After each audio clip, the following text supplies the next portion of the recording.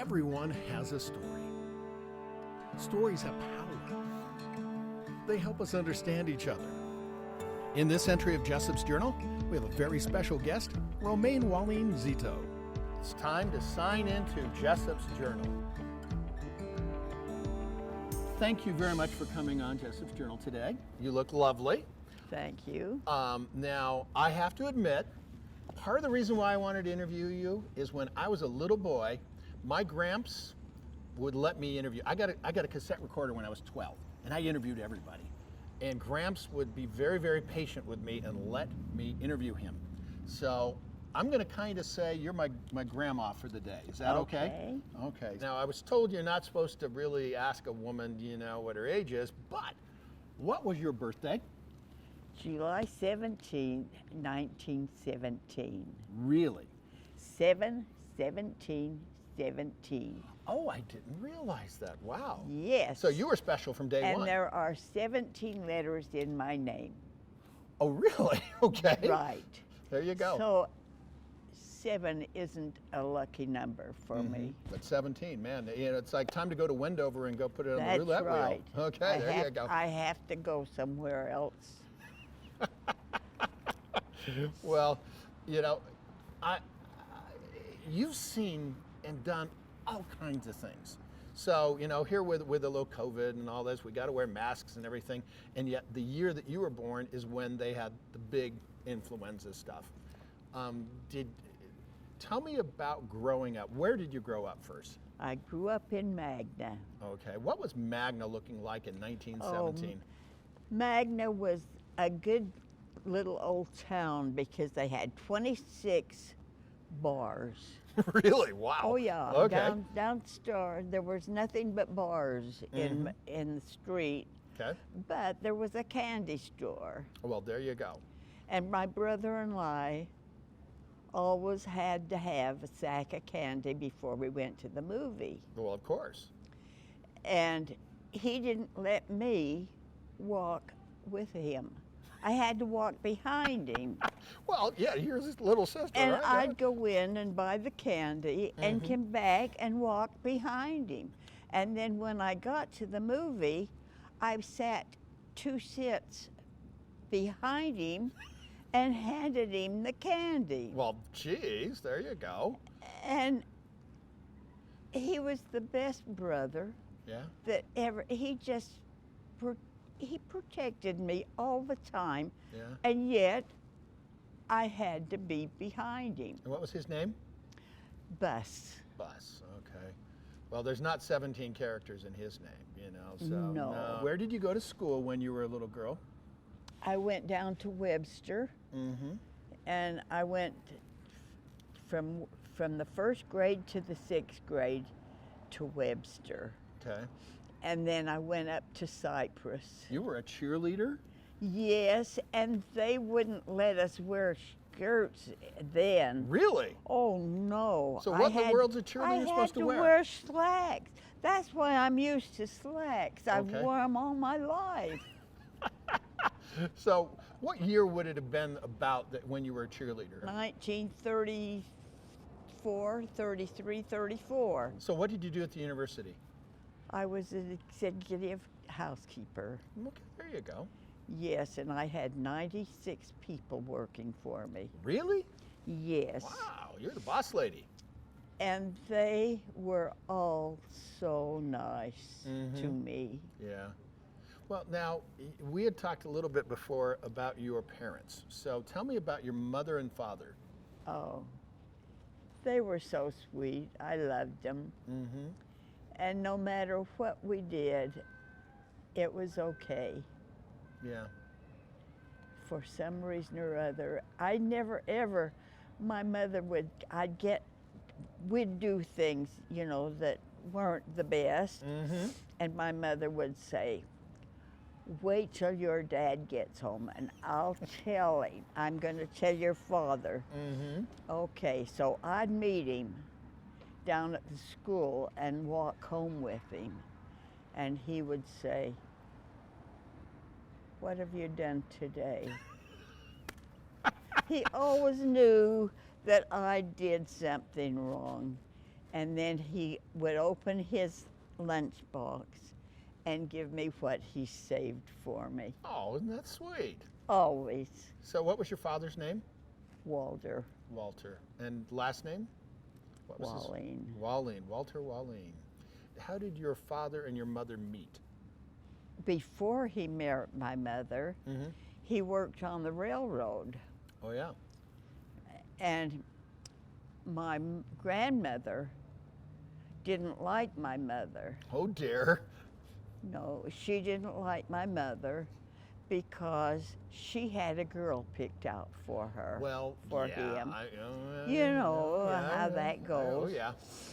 And so my dad met my mother at the dance. Well- See, at the Magna used to have dances. Oh, yes. And my dad met my mother at the dance, and he said he just fell right in love with her. Oh, yeah. And he told his mother, I'm not marrying that That other girl, yeah. I'm marrying Maddie. Maddie. And he did marry Maddie. Mm. Tell me about, where's Maddie from? And she was from Magna. Okay. That's where my grandfather lived. And the house that they lived in, they have made a library out of it. It's still there? It's still in Magna. I'll be darned. Wow. It's a little house in Magna that. So Romaine's a part of Magna history. I'm Magna. I am Magna right from the start. Oh, isn't that sweet? What was the first car that you drove? 1917, because I remember it. It was a little coupe, Oh, yeah? Ford coupe, and my brother-in-law, my brother and me, Mm-hmm. took it and went to Grand Junction. Really? Yes, Wow. and that thing, chunk, chunk, chunk, chunk, chunk, you know. Mm-hmm. So the car that you learned to drive in was as old as you? It the I same- the was same year? 12 years old when I learned how to drive. No, wait, hang on. Okay, so Romaine, you know that to get a driver's license nowadays, you got to be 16, but Yeah. okay, Romaine's breaking the rules again, okay? 12 years old, learned to drive a car. Okay, Yes. how'd you pull that one off? And I knew that you go. And you know why? Why? I had to sit in the garage Mm-hmm. and do that 50 times because I run the car in the ditch. Uh-oh, well, you know. And so my dad says, well, for being will be learning yeah. how to do that The right. shifting. So was it your dad that taught you how to drive then? Mm-hmm. There you go. Sounds like you had a nice dad. Yes. So, what were some of the activities, and because you were a cheerleader, but did you get into sports or what was kind of I those was things? in every sport there was. Really? Every sport there was. And we had 15 people, and every street had a baseball team because we never had other things like they do now. Mm-hmm. And we had a baseball team, and there would be 10 men and 5 women on it. Really? Yes. And we had more fun than you can imagine. So tell me about your bowling. You Yes, got I some used to- trophies, the whole bit. I used to love to bowl. Part of this is going to be in the news, and so we have a sports guy that loves, his favorite thing in the world is to golf. Yes, I'm talking to you, Wes, okay? So I understand that dear 17-charactered Romaine actually has done some pretty neat stuff on a golf course. So tell me some of the things there. Well, I golfed at Bloomington in a tournament. Really? Yes, and that little old lady Yeah? was my partner. Yeah? And I think I must have been about 75 or something, and she was 80 something. Wow. And I thought she was so old. I thought she was such an old lady. Yeah. And we did good. We won second. There's a picture with you and Bob Hope.